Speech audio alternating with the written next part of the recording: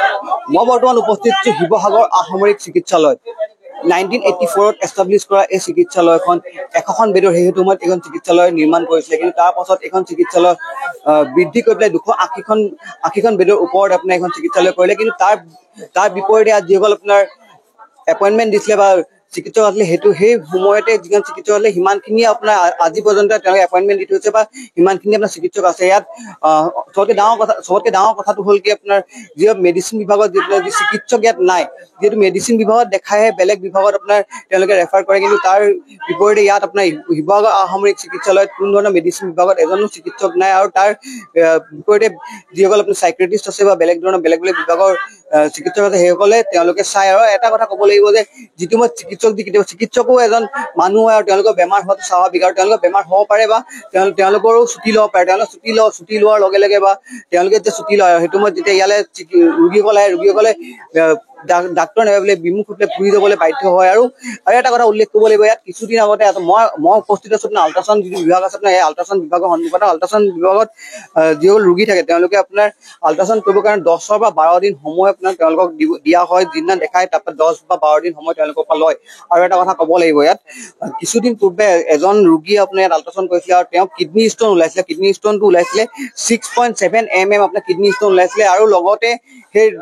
যিজন ৰোগী আছিলে দুটা কিডনীত আপোনাৰ এটা 6.7 আৰু 4.1 কিডনী ষ্ট'ন ওলাইছিলে কিন্তু দুখনকৈ আপোনাৰ আল্ট্ৰাচাউণ্ড কৰা জেগাত তেওঁ নিজৰ আল্ট্ৰাচাউণ্ড কৰাইছিলে আল্ট্ৰাচাউণ্ড কৰি পেলাই স্পষ্ট কৰিছিলে যে দুইখনতে তেওঁ এই চিকিৎসকে কৈছিলে যে তেওঁ কোনো ধৰণৰ কিডনী ষ্ট'ন নাই আৰু এটা কথা ক'ব লাগিব সেই যিজন ৰোগী আছিলে এজন ৰোগী আপোনাৰ তেওঁ কৰিব পৰা সামৰ্থ্য আছিলে সেইটো কাৰণে কৰাইছিলে কিন্তু যিসকল ৰোগী আপোনাৰ কৰিব নোৱাৰে ইয়াত যিসকল ৰোগীয়ে BPL থাকে আপোনাৰ বিল' পভাৰ্টি লাইনৰ আপোনাৰ ইয়াত ৰোগীসকল তেওঁলোকে বাহিৰত কৰাব নোৱাৰে তেতিয়া সেইসকল ৰোগী আপোনাৰ দৰৱ খুৱাই পেলাই আপোনাৰ ইয়াত ৰং ট্ৰিটমেণ্ট কৰি পেলাই মাৰি পেলোৱাও এটা কথা উত্থাপন হৈ আহিছে আৰু মোৰ লগত আপোনাৰ ইয়াত ৰিদিপ আছে আপোনাৰ ৰিদিপ জানিব চাগে কি ক'ব নহয় চাওক 1984 এষ্টাব্লিছমেণ্ট হোৱা এইখন শিৱসাগৰ অসামৰিক চিকিৎসালয় বহু মানুহৰ আচলতে আশাৰ একমাত্ৰ স্থান হ'ল এইখন চিকিৎসালয় কিন্তু অতি দুৰ্ভাগ্যজনক এটা বিষয় যে স্বাস্থ্য বিভাগে বিভিন্ন সময়ত আচলতে ঢাক ঢোল বজাই থাকে যে স্বাস্থ্য বিভাগৰ উন্নয়ন হৈছে আচলতে হিমন্ত বিশ্ব শৰ্মা ডাঙৰীয়াক আমি অনুৰোধ জনাইছো আপোনাৰ যদি সময় আছে আপোনাৰ যদি সৎ সাহস আছে সেই শিৱসাগৰস্থিত শিৱসাগৰ অসামৰিক চিকিৎসালয়লৈ আহক ইয়াত চাই যাওক কি আপোনালোকৰ স্বাস্থ্য বিভাগৰ আচলতে জয় কি কেনেকুৱা এটা অৱস্থাত আছে এজন ৰোগীয়ে ইয়াত যদি আল্ট্ৰাচাউণ্ড কৰিবলৈ আহে এক্সৰে কৰিবলৈ যদি আহে 10-15টা দিন আচলতে ৰখিবলগীয়া পৰিৱেশ এটাৰ সৃষ্টি হয় তাৰ পাছত আপোনালোকৰ স্বাস্থ্য বিভাগে কয় আমাৰ স্বাস্থ্য বিভাগ আচলতে আজিৰ তাৰিখত নিশ্চিতভাৱে গৰিহণাৰ যোগ্য আৰু ইয়াৰ আমি দীৰ্ঘদিনৰ পৰা এটা কথা কৈছো 1984 এষ্টাব্লিছমেণ্টৰ সময়ত যিসকল চিকিৎসক ইয়াত আচলতে এপইণ্ট কৰা হৈছিল তেতিয়াৰ সেই নিৰীক্ষমতে আচলতে তেওঁলোকক এতিয়াও সেই সময় আছে কিন্তু তাৰ তুলনাত আজি প্ৰায় 30-35টা বছৰে ইয়াত নিশ্চিতভাৱে ৰোগীৰ সংখ্যা বাঢ়িলে সেই অনুপাতে কিন্তু ইয়াত চিকিৎসা কৰ্মীৰ হাৰ এতিয়ালৈকে বঢ়া নাই গতিকে আমি ইতিমধ্যে জাতীয় সংগ্ৰামী সেনা অসমৰ তৰফৰ পৰা শিৱসাগৰৰ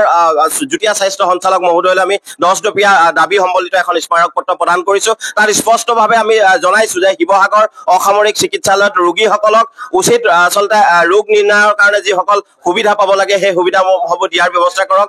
নিৰ্দিষ্ট চিকিৎসক মোতায়েনৰ ব্যৱস্থা কৰক ইয়াত এতিয়ালৈকে আচলতে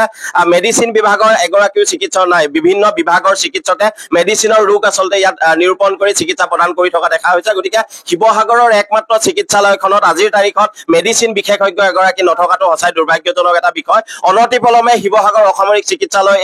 চিকিৎসক আচলতে ইয়াত নিয়োগ কৰাৰ ব্যৱস্থা গ্ৰহণ কৰক 200-300 বিচনাযুক্ত চিকিৎসালয়খনত ৰাতিৰ ভাগত কেৱল মাত্ৰ এজন চিকিৎসকে চিকিৎসা প্ৰদান কৰা কোনো কাৰণতে সম্ভৱপৰ নহয় গতিকে অনতিপলমে এই সমস্যাসমূহ সমাধান কৰাৰ ব্যৱস্থা কৰক অন্যথা কিন্তু আমি জাতীয় সংগ্ৰামী সেনা অসমে শিৱসাগৰৰ ৰাইজৰ সহযোগত এই চিকিৎসালয়খনৰ ৰোগীসকলৰ স্বাৰ্থত আমি যুটীয়া স্বাস্থ্য সঞ্চালকৰ কাৰ্যালয় ঘেৰাও কৰিবলৈ বাধ্য হ'ম আৰু এই ক্ষেত্ৰত যিকোনো অনাকাংক্ষিত পৰিৱেশ পৰিস্থিতিৰ সূচনা হ'ব পাৰে তাক কিন্তু আমি দায়ী নহয় এই কথা আপোনালোকৰ জৰিয়তে আমি আজি স্পষ্ট কৰি দিছো হয় মই পুনৰ এটা কথা দেখাব আল্ট্ৰাচাউণ্ড ৰুমটো দেখাবলৈ অনুৰোধ জনাম এই আল্ট্ৰাচাউণ্ড ৰুমটোৰ লগতে আপোনাৰ যি বিভিন্ন আপোনাৰ কৰ্মচাৰী আছে সেই কৰ্মচাৰীসকল আপোনাৰ উপস্থিত নাথাকে সময়মতে তেওঁলোকে উপস্থিত নাথাকে আৰু এটা কথা ক'ব লাগিব যি